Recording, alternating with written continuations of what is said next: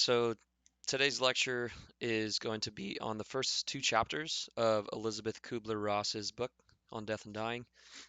The first chapter is about our fear of death, and then the second chapter is about sort of more, not more general, but I mean more generally just our attitudes towards death, not just fear, but um, how we think about death, and in particular, how clinicians in the context of dealing with terminal patients, dying patients, how they think about death and deal with death and confront death with their patients or not. I mean, the way in which they don't do that, or the reasons that they don't do that.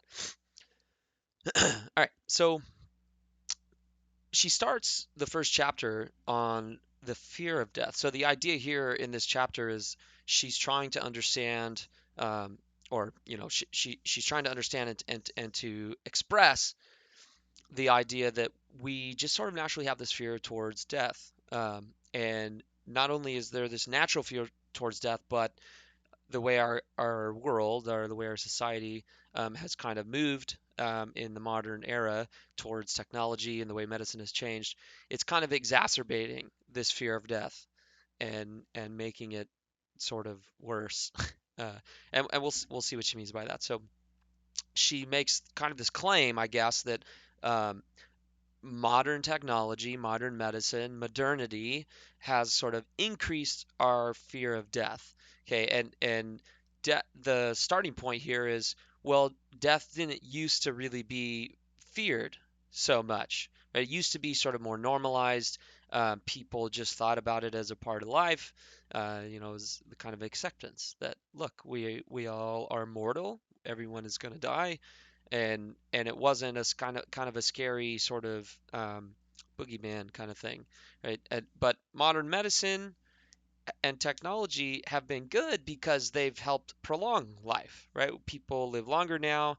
You can survive diseases, and even not even just sort of serious diseases, but infections and minor accidents and things like that that we didn't used to survive. It used to be much more life-threatening to get sick. And modern medicine and modern technology has helped increase the lifespan of people on average. Uh, Infant mortality rates are down.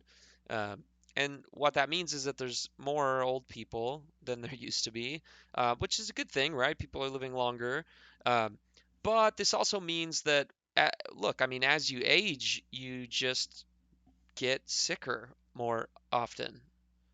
You get sicker, and you get sick more often because you're just getting older. Your body is not able to deal with maladies, with sickness, with illness in the way that it used to. And so, with there being more older people, because medicine and technology has increased lifespan and we're able to fight off diseases and so on, that's just more people who are in sort of a, a more sickly state, or at least more closer to a sickly state, or at least more vulnerable to a sickly state, right? And because of that, you're just going to have more people that are ill and sick and dying because we've prolonged life, which just means there are going to be more people who are dying. It's not like someone gets sick, starts dying, and then in not too long, their life is over. We can prolong that a lot more, much more, and we in fact do prolong life much more. And so there just is more dying around us. So modern medicine and technology, for all their benefits and for all the good things of increasing lifespan and being able to fight off illnesses and so on, and we can sometimes cure cancers that we couldn't, cure diseases that we couldn't, treat them, people go into remission, but there just is more dying because of that, right? And what this does, especially for older people who are kind of in this realm of where there's obviously the older population is going to have a higher percentage of people who are sick and dying, that isolates them. They're isolated from sort of the normal non-death portions of life. It's just more common in the older population to be kind of confronted, I guess, with death and dying and having that sort of be a part of your life. But it's not like it used to be. It's not just like, oh, okay, well, this is a part of life for everyone, right? No, it's like we isolate away the older population who were who we've kept around, right, by prolonging life and fighting illness. We've kept around this older population, but we don't want to face it, right? We send them to old folks' homes, or we put them in a hospital or in hospice care or something like that. Whereas people used to die in their homes. It was very natural. You get sick, whatever, and you're maybe not going to make it, or there's a worry you're not going to make it. Well, you go home and you put your affairs in order and so on. But because we're just interested in prolonging life because of the modern technology that we have, we tend to isolate the people who are on the verge of death, or at least in the realm of serious illness.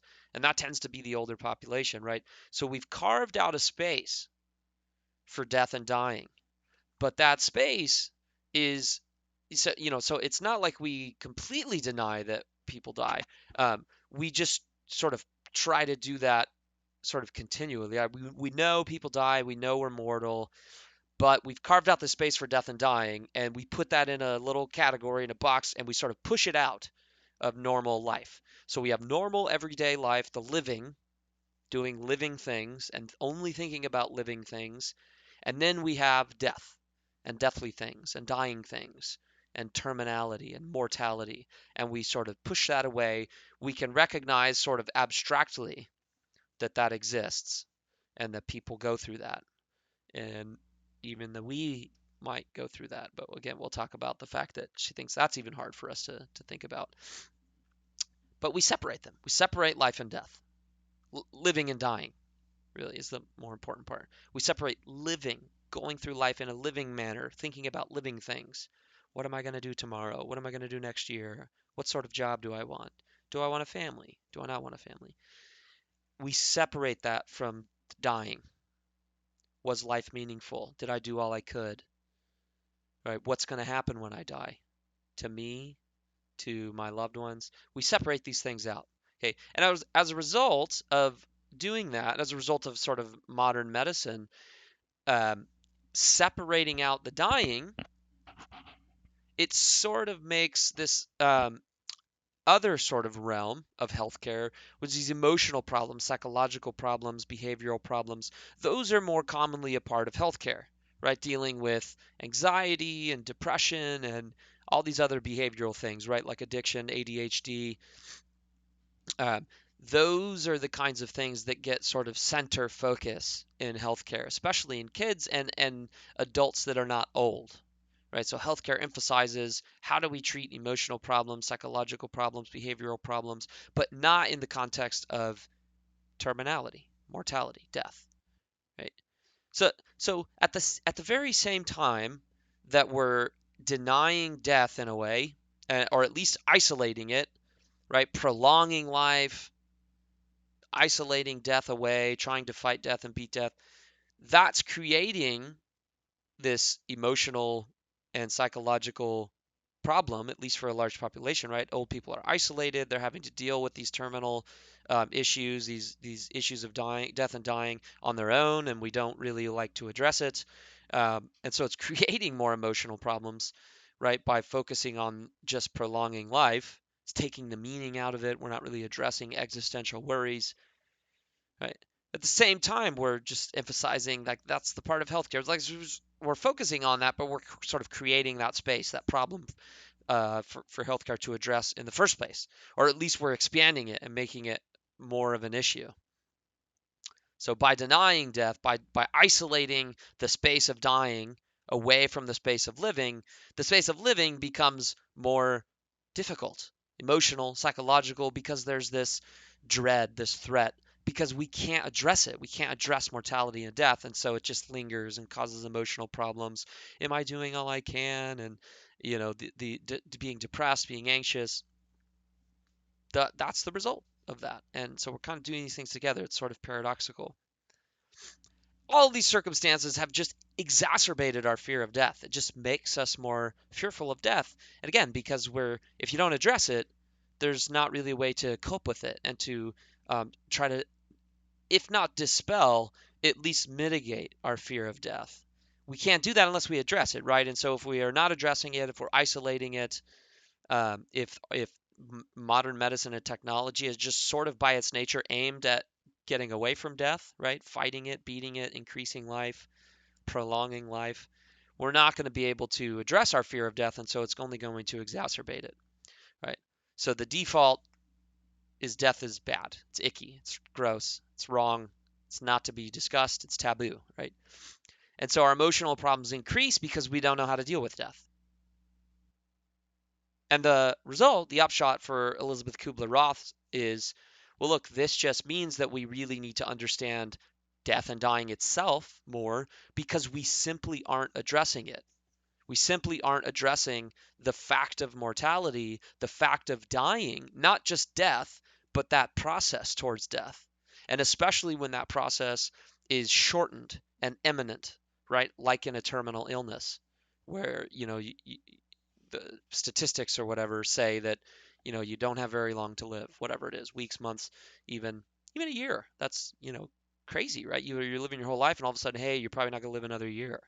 It's in that framework, right? We just don't really address that and don't don't really have a way of coping with that. And remember, she's writing in the late end of the 60s, and during her work in like the early 70s, or I guess through the later into the 60s, and then the book kind of came out after that. But it's the mid to late 60s and 70s when this is going on. So if you're thinking, well, we know how to deal with that now, well, you might think that, but the question is, what's the evidence for that? One, and the hospice movement itself is definitely a way that we've kind of changed and tried to begin dealing with that, and that is largely thanks to Elisabeth Kubler-Ross. So um, this idea that she's pushing in the book is like, look, all of this suggests that we just need to understand this more, and that's what started her work in trying to understand the dying patient and what's going on there and how to deal with that, right? How to not just understand the dying patient and that experience, but to learn how to cope with it and address it. Okay. So she starts by, again, now we're talking about this fear of death. This is chapter one. We're talking about the fear of death, or she's talking about the fear of death. So Elisabeth Kubler-Ross wants to emphasize, point out, like, look, here's a couple things that we need to bring to the surface. Here's a couple facts about humans that we need to bring to the surface. And just a point of clarification, when she says these are facts, she's talking about this kind of natural, instinctual sort of um, point of view on death that we have. So it's what you might think a child, or the way you might think of it is like how a child might think of death. And that's why she talks about the child's response to death, and she has these stories of children, and um, some of them hypothetical, like imagine a child who wishes his parents were dead or something just in a moment of rage. Children, they don't really think too much about that stuff. Um, so when she talks about this perspective of the child, and then she talks about it in conjunction with the perspective of the unconscious adult, right? The how you sort of think unconsciously when you're not being really self-reflective and aware. What are your instinctual attitudes and emotional reactions to this thing? That is the reason she's talking in those terms, is because she's talking about just this natural instinctual way in which we think about um, death, right? The natural human condition. We can learn to not think this way, right, when we get older, but how does the child who's untutored think about this? What is the natural kind of unconscious way, instinctual way we think about death that might come out when we're not careful or under the surface, right? And so she says, first, it's just death is we just don't like death. I mean, really, that's kind of the point here is death, which she says is distasteful to us, right? Especially our own. Everybody's death, of course, just death in general. We don't like to think about that, right? It's scary. And part of the reason it's scary to think about death in general or other people's death is that it's so hard for us to think of our own death. And thinking of other people's deaths makes us think of our own death. Of course, we can think, and she says this a number of times, like, well, we often have this kind of natural thought when we think of someone else's death, like, oh gosh, glad that wasn't me, or something. And it can seem kind of bad or selfish or something to think like that, but all she's pointing out is that this is just a natural thing for us because we're so It's so hard for us to think of our own death that we can even feel sort of relieved finding out that someone else died and not us, right? Because death is happening all the time. People are dying all the time. There's just so many people, and life is relatively short, and there's a lot of things that can threaten our lives, and so people die all the time, and so it's natural to hear about death a lot, and to think that that's not us. It's not us this time. Our time's not up. That can be very relieving, right? So it's even impossible kind of to imagine our own death.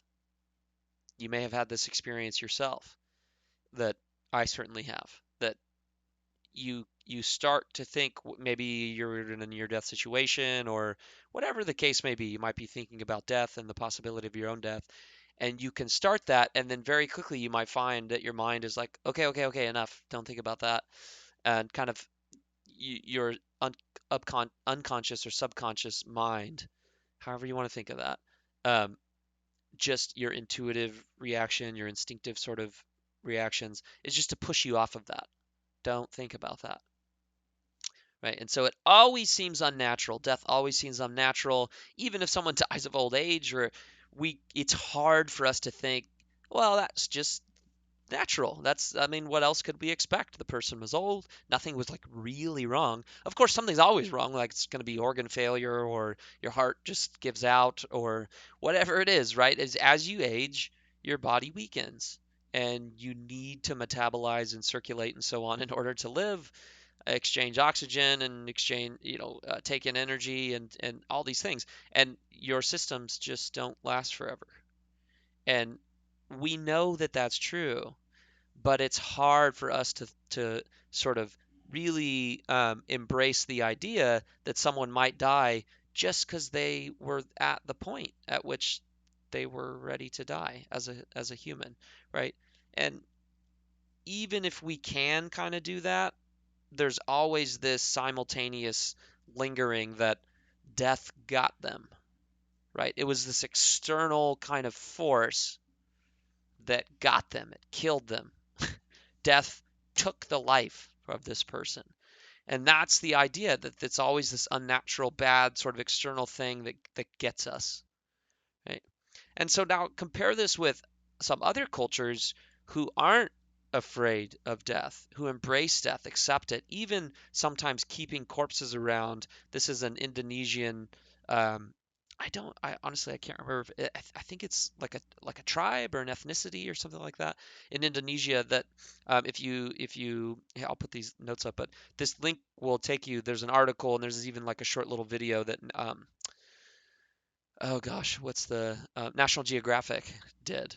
Um, so in any case, they keep the corpses. They're kind of I think buried for a certain time in a like a coffin, or at least wrapped up, and then they're taken out during these rituals to join the family again, and so that they can remember them, cry with them, um, or for them, right? Some even just put them at the dinner table, and sort of give them food, even pouring drinks into their mouth. Like, it may sound very, very odd to us, but the idea is just that this is just a different way of looking at death.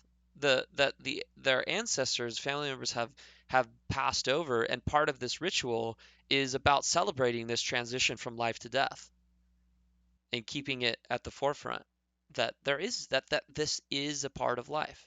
Death is a part of life, and so we actually bring the dead into our lives for a time to remember that. It's a very, very different way of addressing death, right?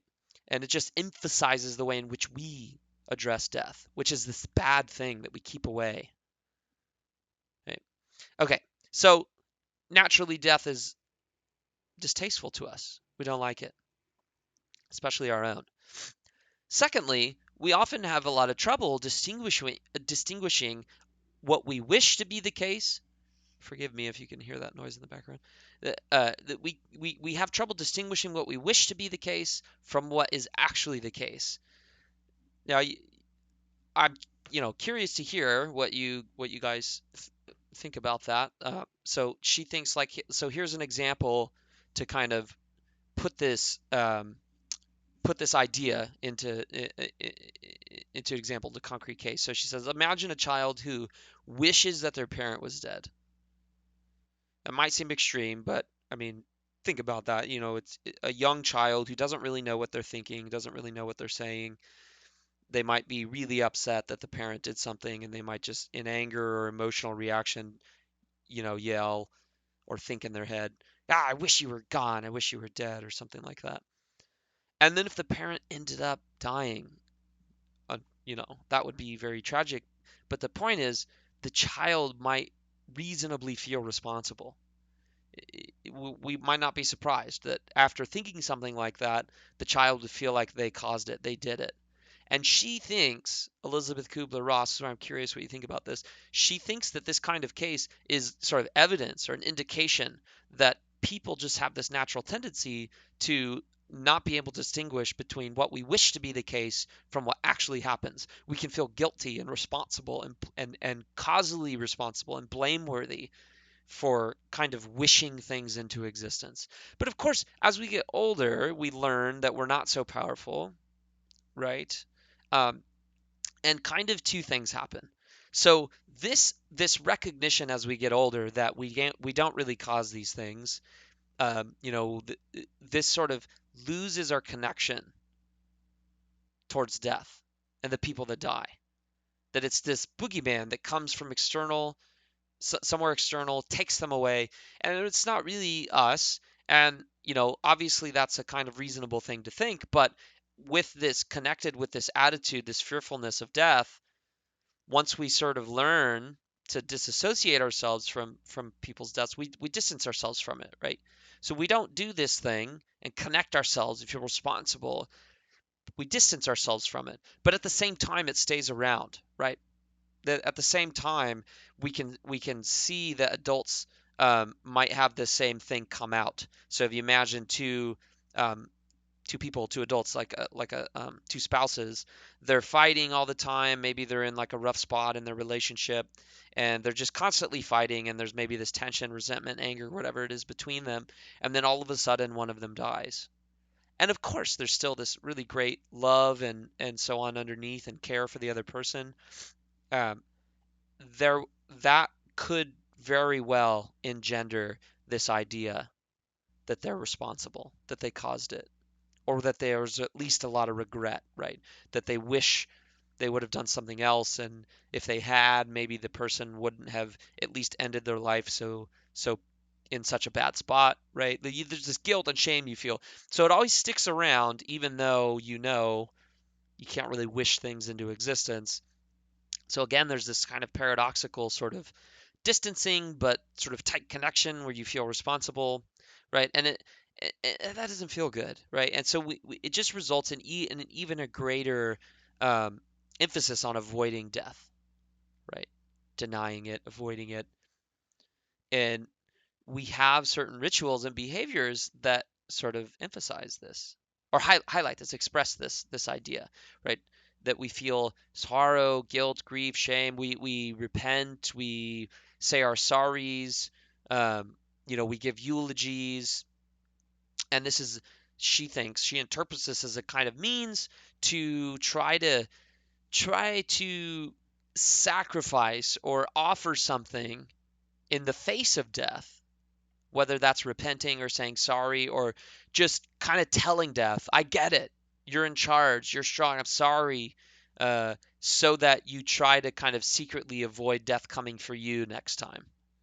You kind of repent. You have these rituals, behaviors, and so on that express sorrow and grief and shame and guilt and remorse.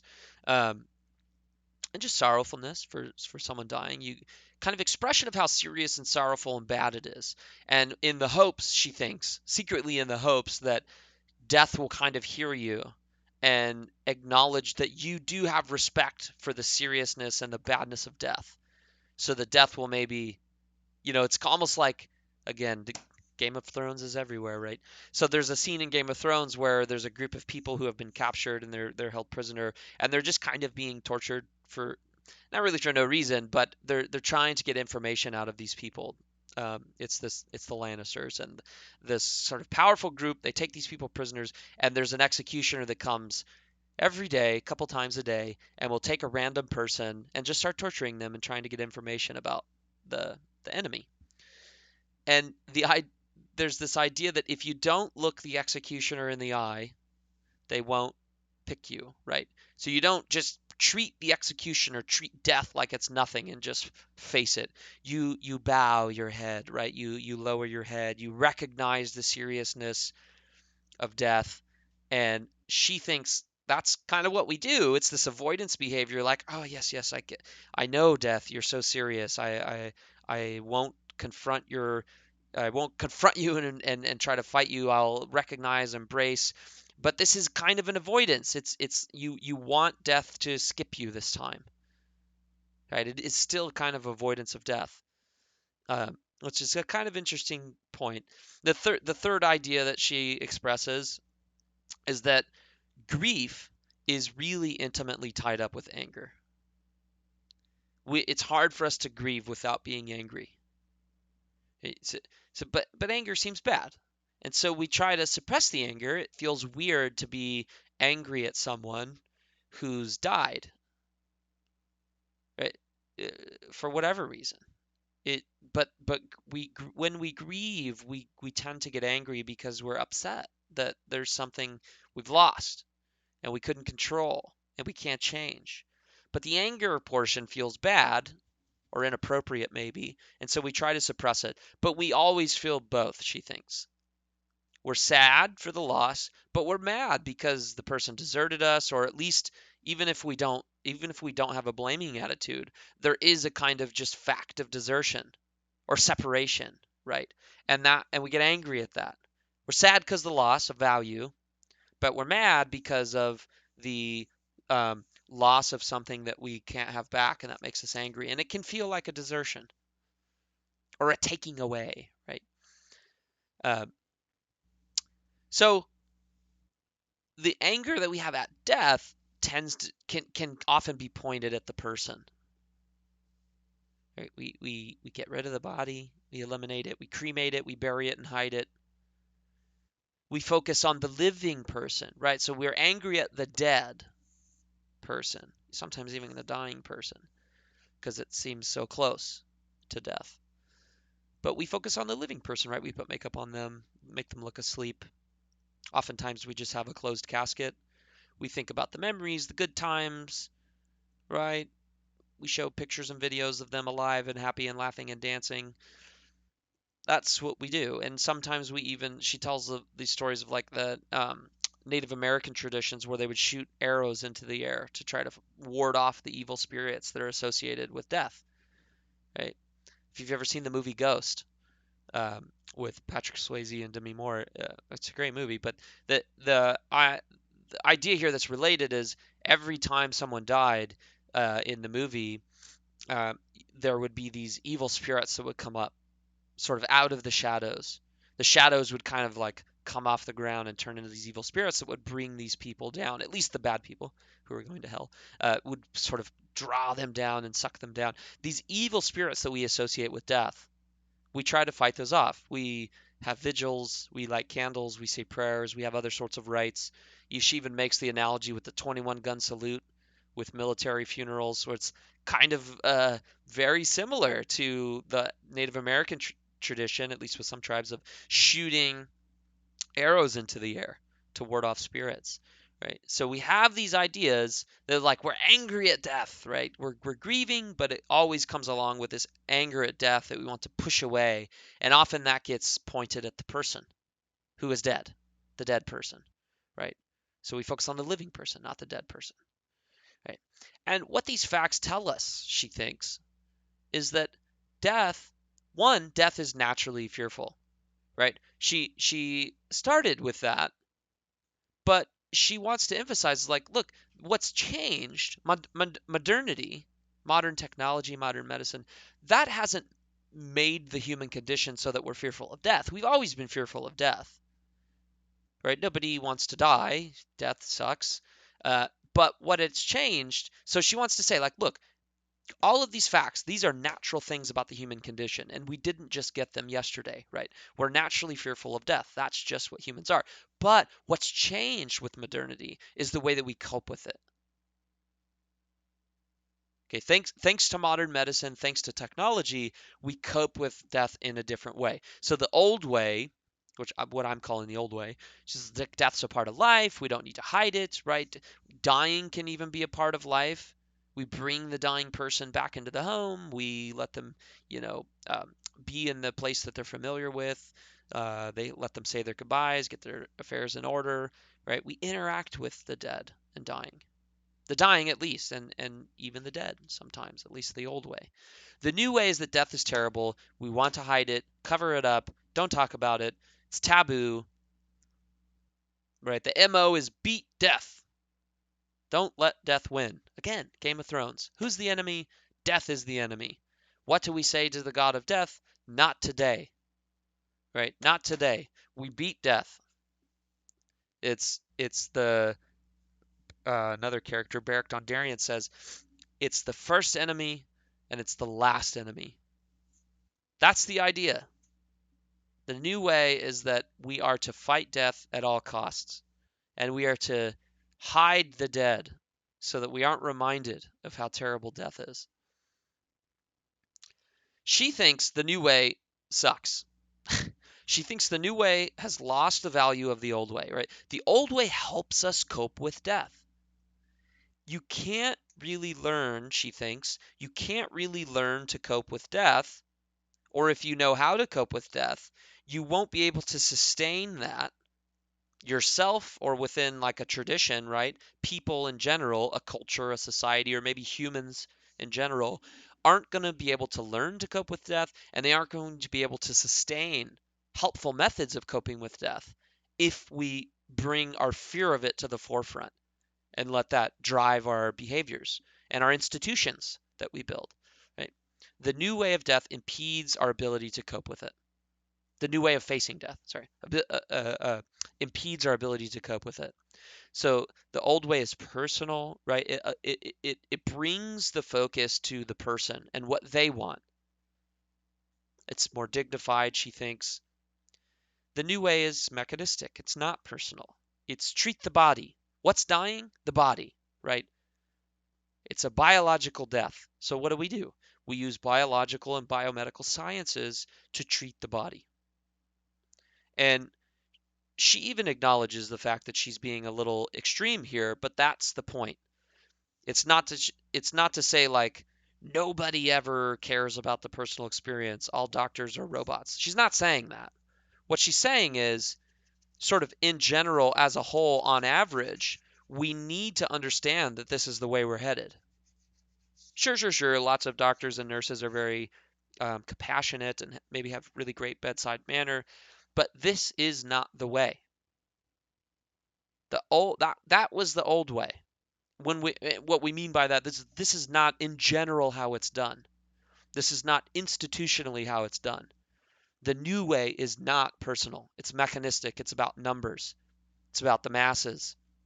It's about physiological ailments that can be treated with medicines and surgeries and machines. Okay. The old way, that death is natural, we can discuss it, embrace it, bring it into the fold of life, that engenders trust, confidence in the person who's dying, right? Meaning for the person who's dying. Remember her story of the farmer from her um, town, from her where she grew up. They got to go home, get their affairs in order, smell the homemade soup that their um, wife made.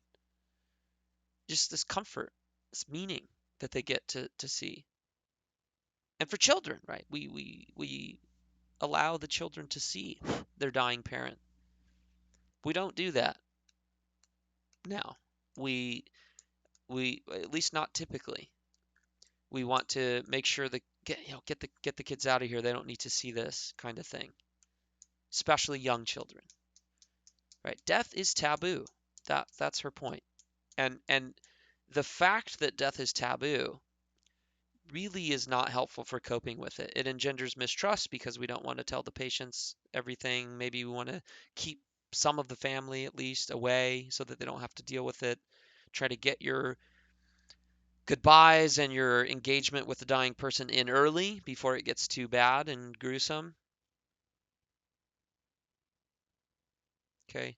So she addresses a couple points about why we've come to this way of seeing death. It's just conceived as more gruesome now. That's part of why. And that just partly has to do with modernity, with modern medicine and technology taking over. It's not like a bunch of people got together and said, hey, you know what? I think we should change the way we do medicine. I think we should focus on cells and numbers and fluids, IVs, and all these sort of technical physiological things, the way in which we can put a machine onto somebody and fix their um, gosh, I'm losing the terminology, to fix their vitals, fix their numbers, right? It's about the numbers. Nobody got together and said that. It just happened slowly as technology and medicine progressed. And now we're just in a spot where death is gruesome and it's something to beat, and it's not, and as medicine took this turn to modernity, right? The old way kind of slipped out of the home, the sort of more social, natural way in which we think about death. We feared it more because modernity is not just in the hospital, right? It's in the news, it's in our sort of conversations we have. This idea that so and so survived death, and as treatments become available, we just sort of learn about this as general knowledge. And what that means is we have now this kind of general idea that maybe we can beat death, and that's at least what the goal is, right? And so this natural move to modernity just had this result of dying and death being conceived of as bad, gruesome. And just our ability to prolong life just makes death itself more gruesome. Because now it's, I mean, it's lonely, dehumanized, and all that. Because remember, we isolate death from living life. It's dehumanized, mechanistic, but also it kind of obscures this border between life and death. These We talked about the medical definitions of death. It's really hard to figure out when someone dies now. And that doesn't mean that, we knew when death occurred way back in the day and now we don't. We didn't know it then either. It just wasn't really a question. All we really had was just outward observation. And now that we have all these machines and we can get really intricate and specific and detailed with the way in which we treat certain illnesses and the way in which we can go and tinker with the body and the brain, that kind of obscures this border between when someone's living and dying. We might have a person there and we really just don't know. They have circulation going, they're breathing, maybe with the help of machines, and maybe there's like movements, maybe eye openings, sleep and wake cycles, and it sometimes we just can't really tell if the person is dead or not. And that's the kind of crazy thing that medicine and technology has brought us to. When did the person die? Sometimes we don't even know. And so this obscuring this border between life and death kind of makes death really icky. That someone that possibly is living is so close to death in that way, and life itself at that stage becomes kind of icky, into where it seems like the person's already dead, even though they're quote unquote living with a question mark, right? So that idea makes death gruesome, or the where medicine has brought um, treatment of these illnesses has made death gruesome.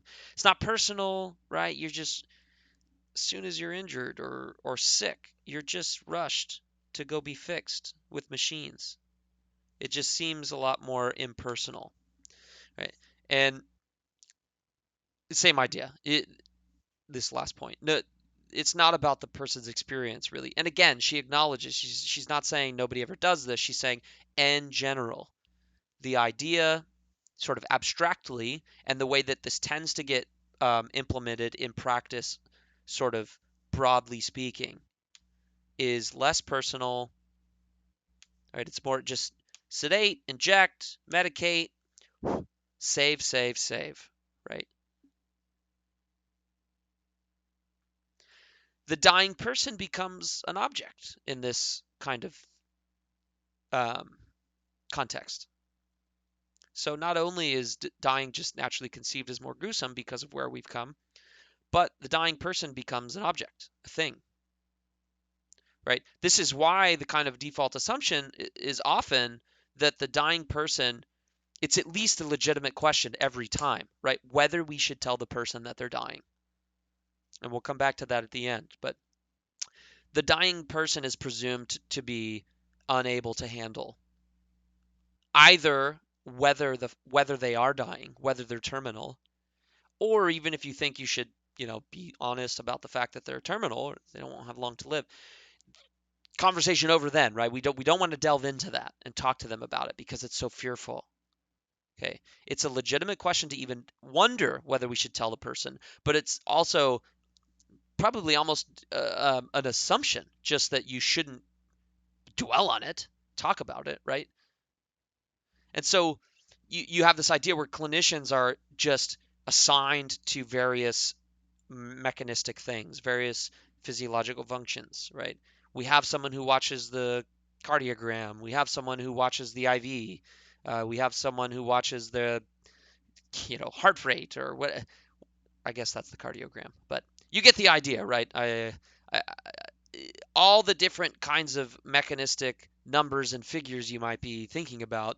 You just have experts for all of these things, and there just isn't an expert really anymore for this is the point she's trying to make for just coping with death and mortality.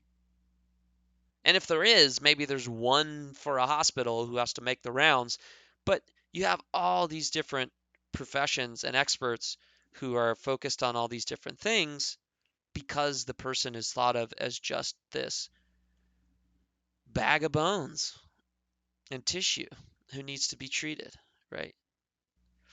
And so we've refocused our attention away from death itself. We've refocused our attention to physiological functioning, meds, interventions. How can we get the numbers where they need to be to keep this person living and breathing? And we don't focus on death itself, and certainly not the dying process, at least not in a way that is simply focused on dying and not in this kind of way. Okay, they're dying. What's wrong with the numbers and the levels and their parts, their organs, their functioning? How do we fix that? We don't focus on the fact of, hey, you're dying. How does that feel? What do you need? Right? And this, she thinks, ultimately just really reveals all of this stuff here, and honestly, all of this stuff here that we've come to, the human condition, what modernity has done, all of this kind of comes to we are really defensive towards death. The living, we'll see a little later why this is maybe not so much true for the dying, but the living are really defensive towards death. They don't want to talk about it, they don't want to address it. And when it comes up, or they're sort of faced with it, maybe accidentally or suddenly or whatever, they learn that they're dying, they learn that a family member's dying, whatever it is. The reaction is defensiveness. To hide it, to push it, to suppress it, to fight it. That's the idea. Okay. Now, she wants to give a kind of sociological kind of interlude here to say, like, what about society has contributed to this? To all this stuff that came above before, which ultimately is our defensiveness towards death and dying. Death and dying. Death in the process of dying. Well, she says, look, a bunch of our institutions, both, a bunch of the societal and institutional changes, okay, a bunch of the facts about our institutions and just about the way in which we sort of interact with each other in general, uh, has contributed to our apprehensions towards death, reinforced it, exacerbated it, right? And that just inevitably has the result of focusing on death, and minimizing our focus on the person who's dying. And so medicine's about prolonging life. It's not about relieving the suffering of the patient, at least not across the board in general. Again, in her time when she's writing this and doing this research. And I would imagine that she would argue that it's still too much like this. It's still too much focused on prolonging life and not understanding first and then trying to relieve the human condition, the human suffering of the person who's dying. Okay, medical school itself, so just medicine, coming up with treatments, cures, and so on, medical research. Medicine, though, medical school is the same. It's about not about the patient experience, really. It's about tests. What gets you into medical school? Mostly tests, IQs, and not to say that this is a bad thing, right? At least not for admissions or whatever, but medical school in general being in there. What do we teach people who are going to be treating dying patients, possibly? At least patients, right? Some of whom might be dying, depending on what you go into. Um, how do we train these people? Well, we give them a bunch of tests. We try to focus on making them smart, giving them a bunch of information, teaching them about all the figures, how to do statistics and probability and experiments to test those figures, come up with new figures, find new figures. It's all about research, publication, right? It loses the emphasis. How many classes do you think a med student has on bedside manner and how to ask questions to a patient who's terminally ill or even just suffering? Maybe is not terminal. Maybe someone who's been in an accident, was an athlete, and now they're paralyzed from the neck down. That's a death of sorts. It's a death of a certain life that they had, right? And maybe someone gets a an illness or whatever, and their spouse leaves them because of it, because it drastically changes their relationship. It's very, very hard, understandably, very hard to deal with certain things. Um, and how does a clinician deal with that? And more importantly, for the point here, what kind of training does a clinician get to deal with something like that, where a patient comes in and because of their condition, their health condition, they've lost so much of their life, whether they've an athlete who's become paralyzed or someone who develops a condition that drastically changes their life and makes it way more difficult, and then their spouse leaves them and they're trying to consult their doctor about this. You might think, well, that's not the doctor's place. That's exactly her point. That's exactly her point. If you're thinking that, that's exactly her point. Is we just don't think of medicine that way. We don't think of clinicians as someone who's supposed to be focusing on relieving human suffering that's a result of their condition, of their ailments, their illness. That's for someone else to deal with, right? Can't we combine this? She says. Can't we combine science and technology and evidence-based medicine and all this great stuff about the modern medical field, biomedical field? Can't we combine that with an emphasis on these things, recognizing the recognizing the patient's humanity, trying to find some way to relate to them? Nobody says that she's not saying the doctor has to become a therapist and give them coping mechanisms and teach them how to deal with this difficult time, but to be able to confront that and see it as a issue that you might come up against. And just it's just you're just humans, right? Just talking to another human who's in your office for a reason that they should be in there, right? They have a condition that you are trying to treat with them, right? And this suffering that they're dealing with is exactly a part of their condition, a result of their condition, anyways. And so to think that it's crazy for the clinician to have to confront that or deal with that or even think about that is exactly the problem she's trying to point out. Okay. And part of this too is just there's this shift from focusing on the individual to focusing on numbers. and the masses, right? It's not about the individual patient. It's not about the individual medical student. It's not about the individual doctor. It's about assembly line stuff. So the assembly line of medical school is get them in, feed them this information, give them some rules and some training to follow, and get them out of here and get the next ones in. Same with healthcare for the patient. Get them in here when they're sick, diagnose, treat, medicate, stabilize, get out. And if you can't get them out, stabilize, move on, next one. Okay, who else needs help? Now, right? This assembly line model that focuses on numbers, big numbers, right? Save the most people, get the most students educated, trained, and out so we can get more doctors, right? It, the assembly line model, it has its benefits in ways, right? You can do things a little bit more efficiently, but efficiency has its costs, right? Efficiency and quality are difficult to get together in great numbers. To be really efficient and really have quality, that's really hard to do.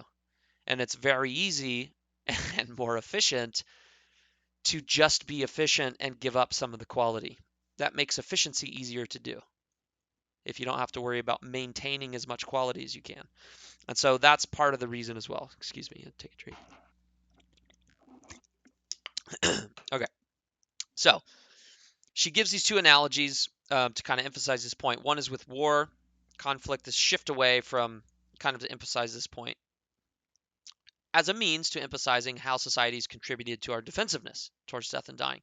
So, an analogy with war and conflict is we shifted towards the shift towards modern technology also made us kind of focus on the masses in the context of war, right? It's not just two people who are fighting, really, or even two small groups of people who are fighting. We can focus on sort of the reasons why and one person battling another. War has just become this not just a big group of people, a nation fighting a nation.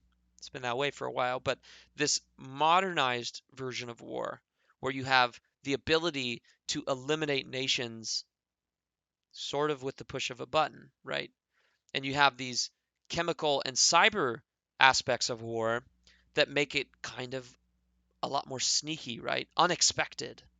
Remember, I don't know if you're old enough to remember, but the um, where gosh, what's the name of the poison? Now I'm going to forget the name of it, but anthrax. People were there was the scare of anthrax coming in the mail. You'd open a letter and it would be laced with anthrax and you wouldn't be able to see it. This idea that warfare is on the masses now and it has all these kind of sneaky and well, just other sorts of aspects to it that you might not be able to prepare for as a citizen, right? UAVs, drones, where now even the people who are sending the destruction don't even have to really see anybody. They could be in a room operating this from nowhere, right? So this anonymity to war, this idea that it's no longer individualized, and how can you be ready? It's not just about you and someone else. It's like now our nation is at war and the war can come to us even without the other people stepping foot on our territory, right? That's very scary, especially with this new stuff that she wasn't even probably thinking about. Cyber warfare,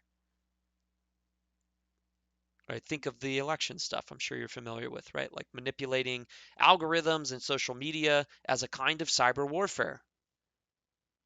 Well, what does that do? It makes it so that we don't feel safe, right? And that makes your defenses go up. You feel like you always have to be prepared to defend yourself against what? Against death. What's war about conflict other than the potential for death and destruction? Right? You don't know when it's coming from or from where it's coming from. Don't know when, don't know from where. And so what we try to do is lash out at death. We hate death for this because it's so sneaky and we don't know when it's going to come and we put our defenses up because of this. Always. And so it always feels like a surprise, like an external jolt from the outside. And again, this emphasis on ourselves, our own death, is more salient, right? The death of others is comprehensible. We read the news, we read the Vietnam death tolls, and that was kind of the first time where the death of war was really aired publicly to everybody. And then now, of course, we read, a helicopter went down in Afghanistan, or um, we read of an attack where civilians died, or a drone bombing that we did where a bunch of people died. We read about this stuff, right? The death tolls of war. But again, we might have this natural feeling that it's kind of relieving. Oh, it's not us, right? But then she talks too about this idea that we can be really surprised, for instance, when somebody survives a war. Somebody was on the front lines, Afghanistan or Iraq or Vietnam or whatever it was, and then they come home and they die in an accident, car accident, 2 weeks after they get home. And we think, we feel entitled to think, what the hell is that about, right? We feel entitled to think, justified in thinking, well, that's crazy. That's silly. What a silly way for the universe to be. Or for religious. Come on, God. You're going to let a person survive through the front lines of the Vietnam War or the Afghanistan War or whatever it is, and then they come home and they die in an accident? That doesn't seem right. Right? And so this idea is like that we deny that death is just has this natural part that could just come whenever. We deny that, right? But we can't deny it forever. And we'll come back to that. Similar analogy with religion. Again, these analogies are supposed to emphasize how shifts in society have contributed to our defensiveness towards death, right? The institution of medicine itself, the analogy with how war has changed, has made us more defensive towards death. And then the analogy with religion, suffering has lost its value, she thinks. What does she mean by that? Well, she says, look, it seems like people used to be more religious, which I guess if you look at the numbers, I haven't looked at this stuff in a long time, but um, at least maybe 10 or 15 years ago, um, the numbers of the non-religious were certainly increasing over time. And if you look way back, it seems pretty clear that that's true, but from hundreds of years ago to now. But there is a question of whether what is reported, or what people would have reported, would have been in line with the way they really feel, especially with a kind of theistic governance. Um, but the idea makes some sense. I mean, with modern technology and science and this stuff comes in, it at least can, whether or not this is justified, it at least can put pressure on the idea that there's a kind of spiritual realm, and puts pressure on religion. Whether that's justified or not, it does do that for people. And so the idea that people are becoming a little bit less religious, even if that shift is towards what people like to say is spiritual but not religious, the organized portion of this, religion, the institution, organizational sort of aspect of spirituality, had this sort of respect. It was a place to respect suffering, right? Suffering is a part of life. And the way in which you face it, right, might have to do with what happens to you. You face suffering with grace, humility, patience. These are all good things, right? These are things that are practiced in many religions, how you face suffering. Even Eastern religions, suffering is a part of life, and it's about how you face that.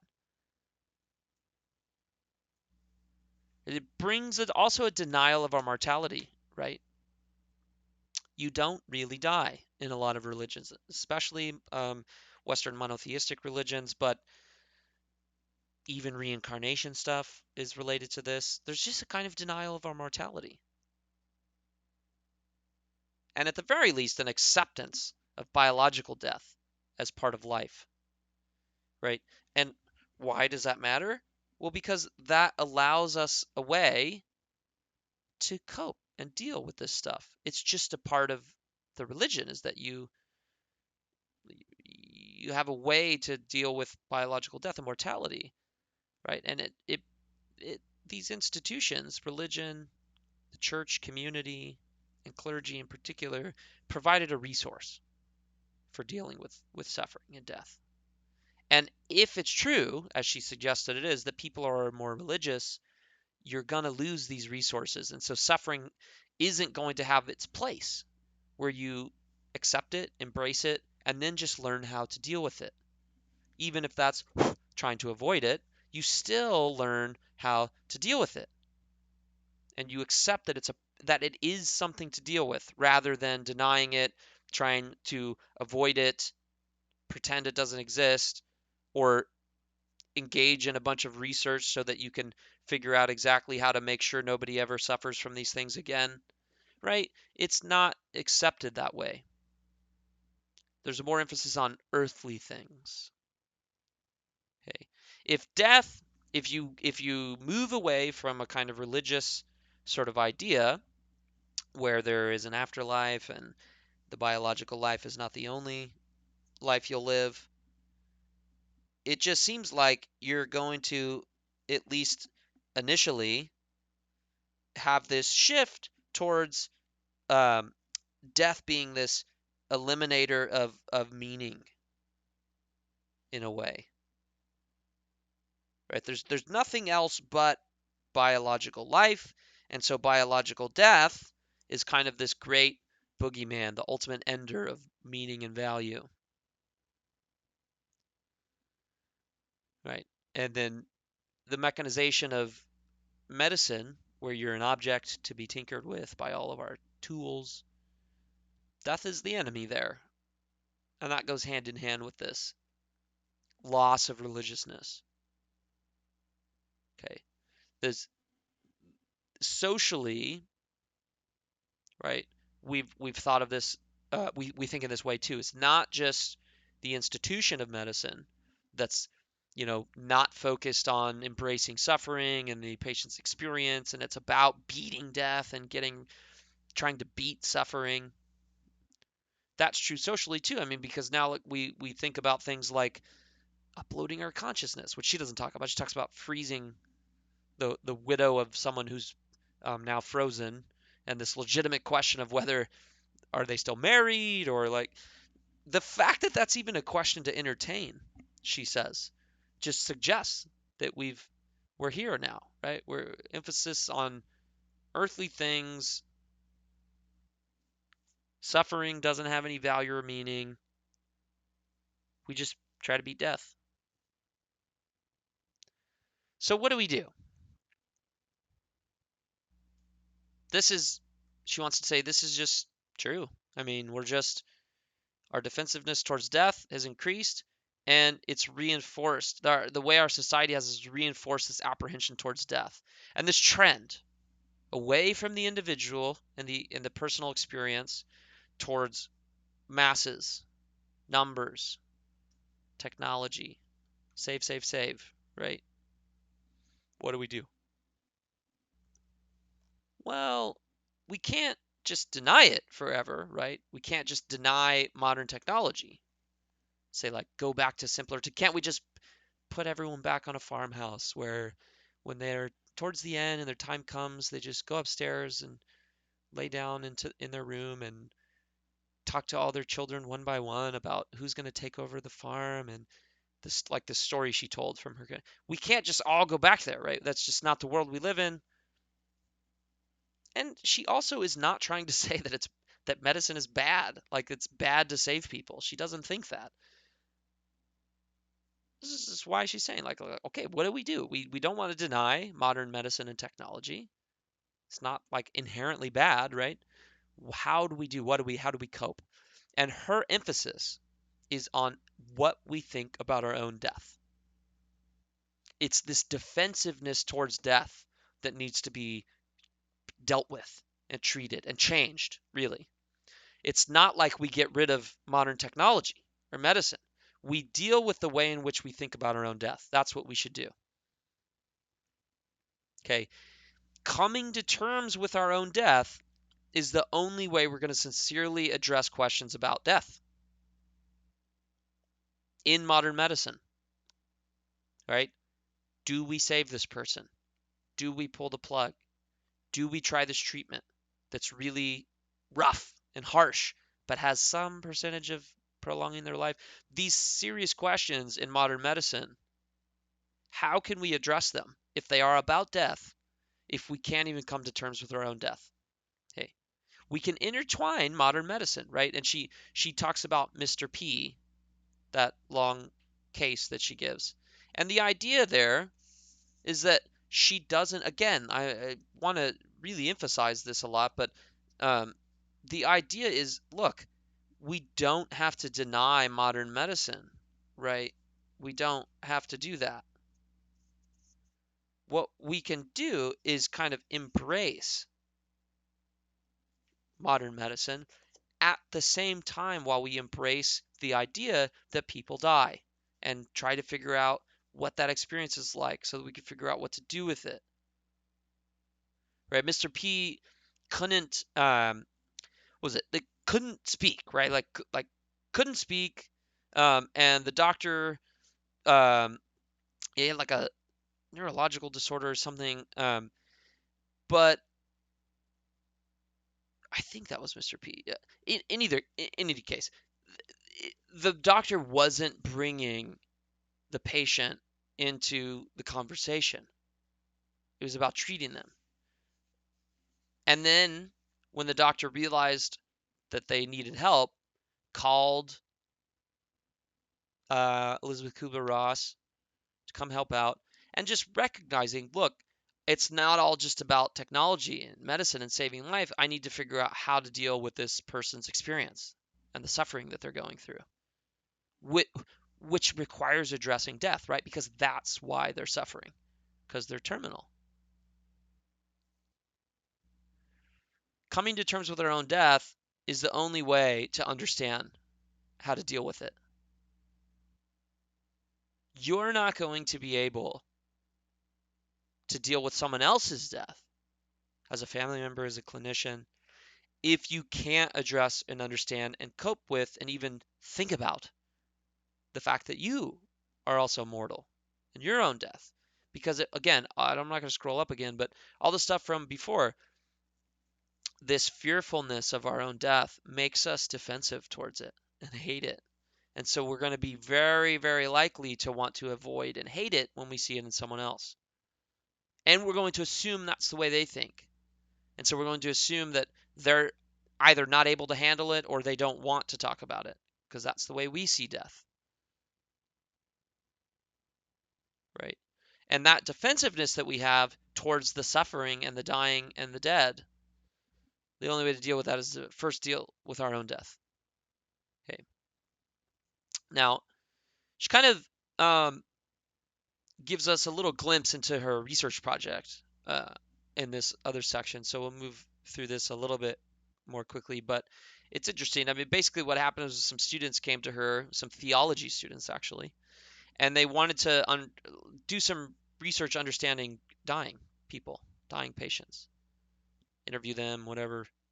I think, I mean, just based on her description, there it wasn't like an experiment, it wasn't like a science experiment where they um, at least not initially, where they were like, okay, here's the experiment we're going to do, here's the hypothesis. It was more what they call like exploratory research.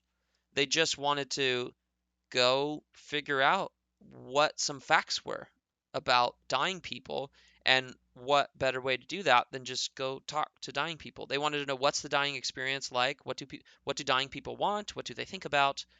And so just this exploratory research project of going and talking to them and finding that out. They gathered data. I mean, they just went and what do people think about? What dying people? What do dying people think about this particular question? Right? Um, yeah, and that so they what she tried to do was to try to set aside any preconceptions by not looking at the patient's charts. They don't want to know what disease they have, how much time they have. I think the idea was just terminal patients. That's what we want to know. And then we just um, go talk to them and let them and their reactions kind of direct us and our reactions, and let our reactions come out as humans who are hearing about this and thinking about this with the dying person, and not try to be influenced by what we know about their condition and what the doctor tells us. So that was I think an admirable and kind of interesting way to go into it. Uh, but they were met with a lot of resistance, as you might guess, right, from what she said before. Doctors wanted to, quote unquote, protect their patients from addressing death, mortality, right? Most people, when they went and asked the doctors about their research project, most of them just said, "That's crazy. I'm not going to let you do that." She tells a story of one nurse who said, "Oh, you like to tell 20-year-old men that they have a few weeks to live," and then just walked away. People got angry because, again, anger is part of what comes with facing death and grief. And the doctors let that out.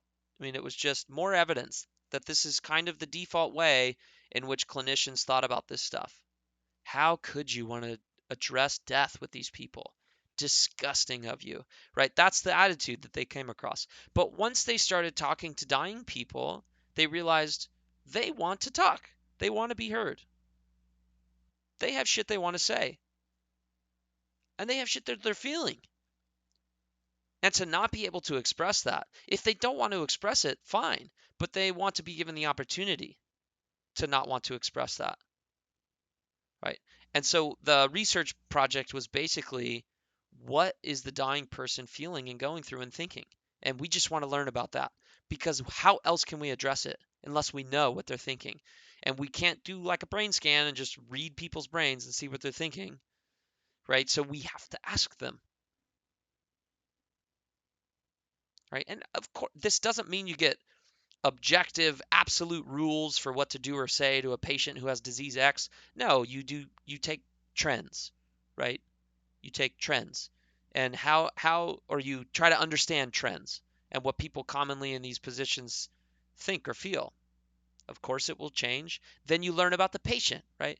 Patients with this kind of attitude or this kind of life or this kind of approach or this kind of a characteristic or this kind of job, maybe with these tendencies and the experiences that they had and this sort of family, you can start to get trends.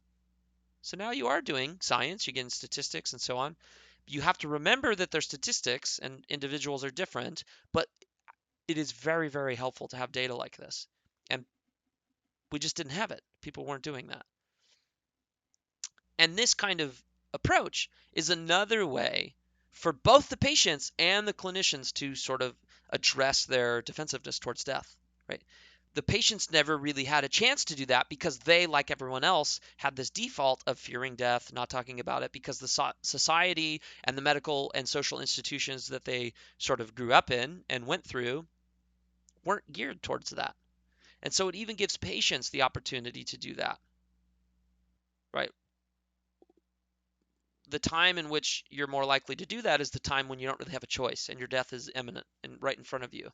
But they didn't have the opportunity to do that because nobody else wanted to do it. Patients didn't have doctors and clinicians who were willing to address that, even family members, right? Because it was very, very hard. And so this research project allowed another way for that to happen, to pull it out to the forefront, right? Ultimately, it was a way to desensitize the students. She noted that over time, her students, it was hard for them at first to deal with this and to hear about this stuff. But over time, they got better at it. And you might think, do we really want to desensitize people to death? Well, yes, to a certain degree. That's the whole point. To desensitize someone who's completely fearful and hateful even and disgusted towards death, to desensitize them a little bit just normalizes that, right? It makes the anger and the fear and all that and the disgust, it sort of neutralizes it a little bit. So she doesn't mean we should just not care at all about the dying and not feel any sadness or anything like that. We need some desensitization because of how far afield we are towards the fear and anger and disgust attitude, um, how far we are on that extreme end of the spectrum, on those attitudes towards death. So we need to pull it back some. And so desensitization is good to some degree, right? It just lets us learn. I mean, that's really one of the biggest things. It just lets us learn how these people feel. We're not dying. We can think we know what it's like to die, but we're not dying. I mean, as Mac from Sunny says, everybody's dying, right? Sure, but we're not dying now, imminently, in the way that a terminal patient is. And so how can we know what that's like and what they need, right? If we don't do this work. And so then we're able to create this record of interviews and pull out trends, like I was saying. So this was an interesting kind of project that she had started up that nobody had really ever done like this before. All right, so she ends with a couple lessons from the dying, or I guess really it's one lesson here. But what did the dying teach us? Well, the central question, she said, that most people are thinking is, do I tell the patient or not that they're dying? Do we address this or not? Do we push it under the carpet and just say, okay, look, yeah, you do have cancer. You know, a lot of people survive this. A lot of people don't. Let's not talk about being terminal. Okay, you're gonna die from this, and let's just say, like, you know, let's work on what we can know, what we do know. Focus on the parts of your body that need attention and how we're going to treat those things. To tell or not to tell, right? There's a strong tendency to avoid suffering. We lie to patients, that's the extreme. Sometimes we just tell relatives and don't bring it up with the patient. And maybe they just won't ask, and probably a lot of times they don't. But they know. We tell half truths, right? We focus on instilling hope, which is a good thing, but when you're just not telling and only instilling hope, that could be bad, right? To tell, though, if you tell the patient, that guarantees that they have to confront their own death. It guarantees it. It's just by definition a part of what it is to tell here in this context is to bring death and mortality to the forefront. And that's what people are afraid of. That's what clinicians and doctors are afraid of, is bringing that to the forefront for their patient. Because again, the assumption is people are afraid of this and they hate it and they don't want to talk about it and they don't know how to deal with it. And if that's true, then the assumption is we shouldn't tell because obviously telling will bring that to the forefront. Elisabeth Kubler-Ross's point is it's the question is not to tell or not to tell. It's how should we tell them? And we can do two things. We can acknowledge the truth about modernity, right? We can acknowledge the truth that we do have new treatments, medicines, cures, machines, all of this stuff, people go into remission. This is not stuff to avoid. This is stuff to embrace. But it's not stuff to embrace solely by itself. We don't put all the emphasis here. Right. And look, the fact that you have cancer now, at least certain cancers, a lot more cancers than before, is not equivalent to you being terminal and dying. People beat cancers all the time. Not all cancers. There's still a lot of very deadly cancers, of course, but there are a lot more cancers that are treatable and beatable than there used to be. And we should not ignore that. Okay. Um, so there is a sense of instilling hope by embracing modern medicine and technology. We definitely want to acknowledge that and keep that. But also, we want to acknowledge the truth of death, the truth of the possibility of death, the truth of our immortality, and the fact that for a dying patient, that's closer than it ever was before. But we have to be open to talking about this and to listening to what the patient has to say about it, how they feel about it, what they want to do about it, right?